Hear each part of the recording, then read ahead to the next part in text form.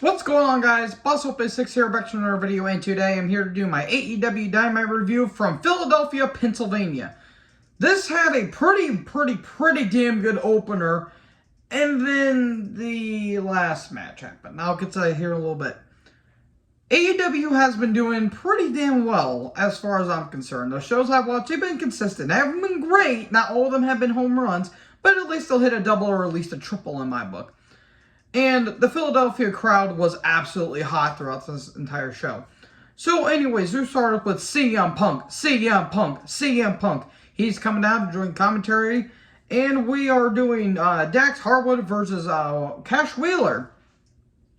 FTR Implode in the Owen Hart Foundation qualifier tournament. This was a phenomenal match, folks. That's all I'm giving this match. This is as old school as it's going to get. If Jim Cornette is not praising this match, I demand a refund. This was beautiful. This is Catch-as-Can Wrestling. Or Catch-as-Catch-Can Wrestling. Sorry, I apologize. Old school technical. They do go outside the ring hole a little bit, but no flips, just fists. And I'm not going to go over every move throughout this entire match because this is probably my favorite match of the year so far. This was an absolutely fantastic match between two very good workers. They are really good workhorses. There was a superplex by Dax. There was a slingshot Liger bomb. And there was a back suplex off the top, but Dax kind of made it to where he countered it and landed on Wheeler, but the thing was, he didn't get a full rotation, so it looks like he just landed on his hip, which, ouch, that looked like that hurt. And there was some really good stuff. There was a tumble to the outside, Punk doing a great job calling this. We think we're going to get a count out, but no, we don't. And Dax's knee brace got stuck on a top rope at one point. Also, when they tumbled on the outside, Wheeler, his knee got buckled a little bit, and that kind of played into the finish where Dax was going to go for the sharpshooter, but he was hesitant. It gets countered, but then Dax counters it with the small package 1, 2, 3, and Dax Harwood wins. Okay, again, I'm not going to go over every single thing that happened in this match. I really recommend you guys check out this match. I'm going to see if my buddy Matt on Discord, I want to know if he watched this match because he would be fanboying all over it. But yeah, terrific match. I absolutely loved it. So, we can recap Punk and Paige. They had a little face-off last week. It's going to be CM Punk versus Adam Hangman Paige for the AEW World Title, Double or Nothing. Okay, we kind of knew it was going to happen at Double or Nothing, but okay, I'm all for it. So, Punk comes down and he says, if it wasn't for you people, I wouldn't be coming back to the ring. I did this for you people, and I did this for all of you. And he says he won't stop till the wheels come off. Okay, good Punk promo. Then the Sheepish Lion, Dan Lambert, and Scorpio Sky's backstage, and Sky says if he wins the TNT title tonight, he'll give the first title opportunity, he'll give it to Frankie Kazarian. Okay, and he said his 402 winning streak came at a fluke finish because Sammy cheated to win. Okay, again, more on that match here in a little bit. Then we get the Blackpool Combat Club, Wheeler Yuta, John Moxley, and Bryan Danielson taking on Lee Marshall. Lee Marshall wrestling in 2022. Man, time has not been kind. I mean, QT Marshall, Aaron Solo, and Nick Camarado. Big hometown pop for Wheeler Yuta because he's from Philadelphia.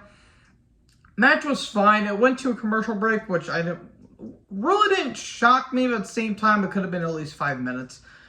Wheeler getting a lot of good offense in. Camarado was showing off his power and strength. But in the end, Wheeler's, countering all of Camarado's offense. He hits the elbows, and everyone get in here. And Moxley's putting on the Bulldog choke, and Danielson's got a rear naked choke on, and just hammering those elbows. Woo! Or as The Rock would say to Kevin Nash, I'm an idiot, but There you go. Yuta gets the win. Okay. Not off to a bad start. Not off to a bad start. And then, Tony Schiavone, who wasn't really all over the show as I thought he was going to be. But him, Baker, Britt Baker, Jamie Hayter, my God, Jamie Hayter, and Tony Storm backstage, talking about the women's tournament, and Ruby Soho, she shows up, and it's a not no compete, no physicality. That's kind of the theme of this entire show tonight. No physicality, or people are going to get fined or fired. More on that here later. So, Jurassic Express and Christian Cage are backstage, and the Jungle Boy's like, well, I don't want to sound like a sore loser. I just got too cocky against my match against O'Reilly last week. The kid is like, you're not a sore loser. You're just a loser. But put that title over your shoulder because you weren't made to be a loser. Cage is going to be turning on Jurassic Express soon. And then Powerhouse Hobbs and Ricky Starks show up, and he says, anytime, any place, because we'll have your number. And Luchasaurus is like, bleh. I don't get it. Anyways, Lance Archer took on Wardlow. Well, before that, MJF and Spears are in the crowd. What do women use as birth control in Philly? Sean Spears. I don't know. Personality. That was good. That MJF knows how to be such a dickbag, and I love it. God, he is probably the most hated heel in wrestling, and like today. Like you can tell he's got that Bobby Heenan, that Jim Cornette, that Paulie Dangerously or Paul Heyman. He's got that.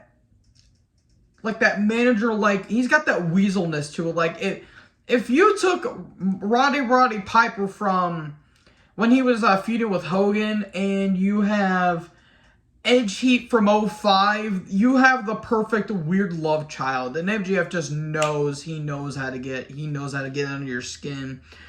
So, anyways, Wardlow comes out in cuffs, and before he even gets into the match, there's a big dive to the outside.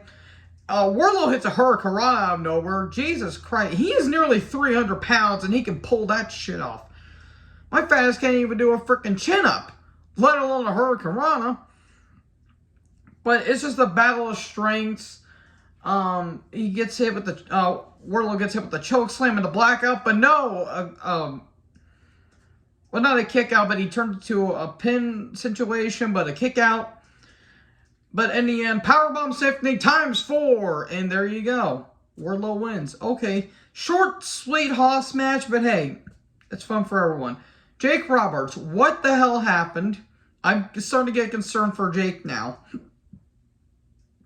I get it, I think he's in his late 60s, but still, he's not looking real good. I think maybe make some sporadic appearances here and there, but I'm starting to get worried about him. That's all, because we all know that he went through a lot of stuff with the drug and alcohol abuse, not to mention the stuff with Grizzly Smith. Oh dear. But yeah, I'm just saying, I hope Jake's doing okay, but sometimes you need to give him a break. Anyways, the Jericho Appreciation Society comes down, and so do Kingston and Proud and Powerful. Eddie's had enough. Jericho wants an apology. He gets flipped off. Eddie Kingston does have a Bruiser Brody shirt. Good. That's what Jose Gonzalez, Carlos Colon, especially Abdul the Butcher get. Man, the whole Dark Side of the Ring, thing against the murderer of Bruiser Brody, that was so rage-inducing and a whole bunch of bullshit. So Eddie is sick of it. He's pissed off. He says, "Look at me while I'm talking to you." It's like a father talking to his son, and he says, "You ain't ready for you ain't prepared for what we have." And he says, "I want to fight. I'm tired. I just want to get my hands on you." Okay, I understand what they were trying to do, but at the same time, it was too drawn out for my liking. So Sammy and Tyler backstage, and Sammy says he's gonna retain. About that. Philly Street Fight, Serena Deeb versus Hikaru Shida. If anybody asked me if I cared about this match, I would have laughed in her face and said I didn't. Because I didn't. I love Hikaru Shida. Serena Deeb is good. She needs to find people better today and not somebody that likes to sleep with underage minors that are drinking. Oh, hi, Marty Skrull. I didn't see you there. I didn't care. I'm sorry. I just did not care. A chair to the knee got focused on. There was a powder to the face at one point. I never thought I got to see a white Caucasian woman throw white stuff on a Japanese woman's face. News at 11. Don't say, I'm not talking about that first time. That was a weird movie I watched. It happened in Philadelphia too. Fun for everyone. There was cane usage. There was an avalanche falcon arrow. Then a detox on the chair but a kick out. Then a serenity lock. And eventually the Texas Cloverleaf. And there you go. Serenity wins. Hooray. Cool. Don't care. MJF and Spears are backstage. And I think, yeah. The interviewee was, her name was Lexi. And MJF kept saying her name wrong. And he's like, oh, I'm so sorry, sweater. Get out of my frame. Just, God, MJF just knows how to be a dick. And he says, you know what, Wardlow? I got another thing for you. Hold up, I'm going to call my friend. Hey, big guy.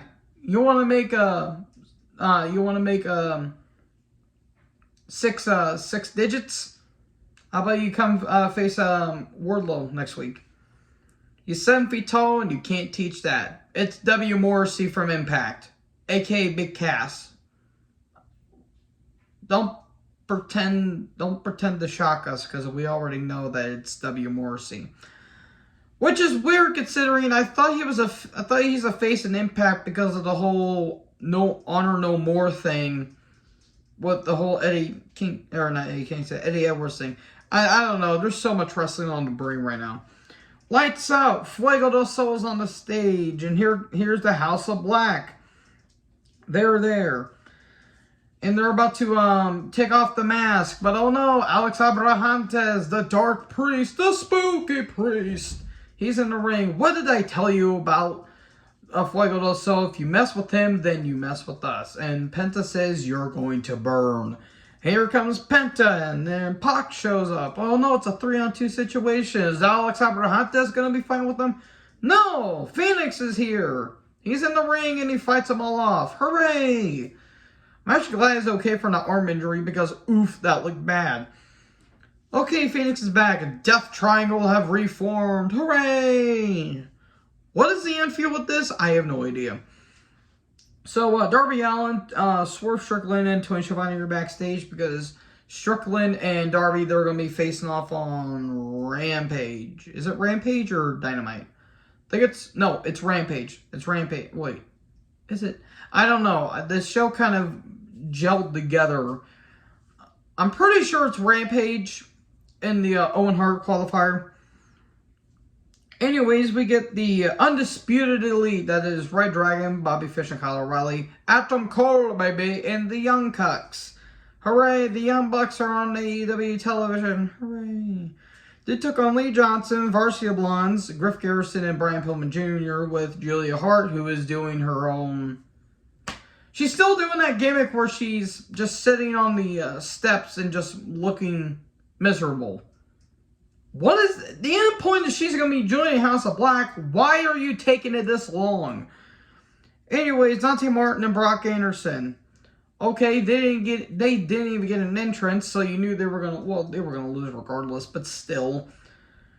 Oh, there's some tension between the Bucks and Red Dragon. Hooray, cool, I don't care. Oh, and the Bucks and Red Dragon and Cole win. Hooray. Omega's going to come back and they're going to be having a 6-man tag. At least I want to say Double or Nothing, or at least the next pay-per-view. Because we all know that's going to happen. Anyways, the Jericho Appreciation Society and Proud and Powerful and King Center backstage. And they've all been laid out, and then he gets a fireball to the face. Okay, that happened. Joe video package. He's going to be taking on Trent Beretta for the ROH TV title on Rampage. Then we get a Dynamite card next week. It's going to be Jeff Hardy and Bobby Fish in the Owen Hart qualifier. And it's going to be Deonna Purrazzo versus Mercedes Martinez for the unification match for the women's ROH Women's Championship.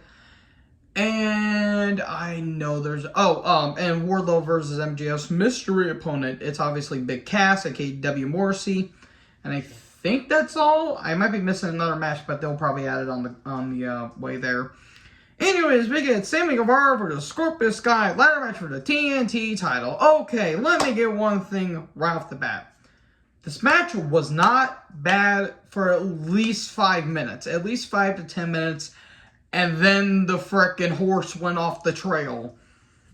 There was a toss on the ramp at one point. Ouch. And then Sammy just decides to do a flip off the ladder for reasons. And he about brains himself.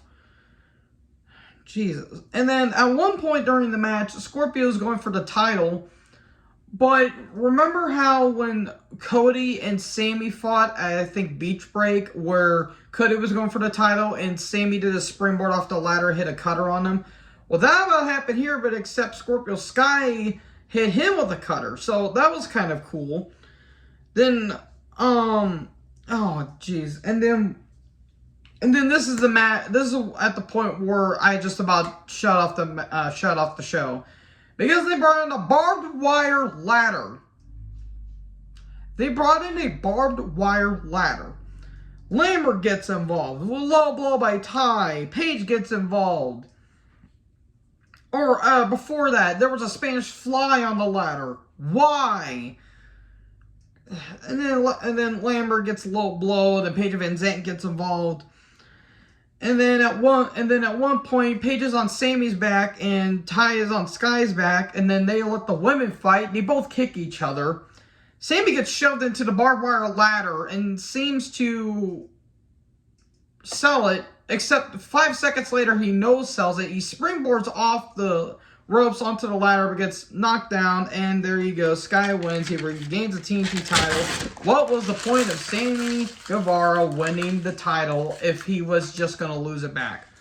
Then anyways, Kazarian comes down, and there you go. That's how AEW Dynamite ends. So yeah, start off really, really, really hot, and then we end up with that.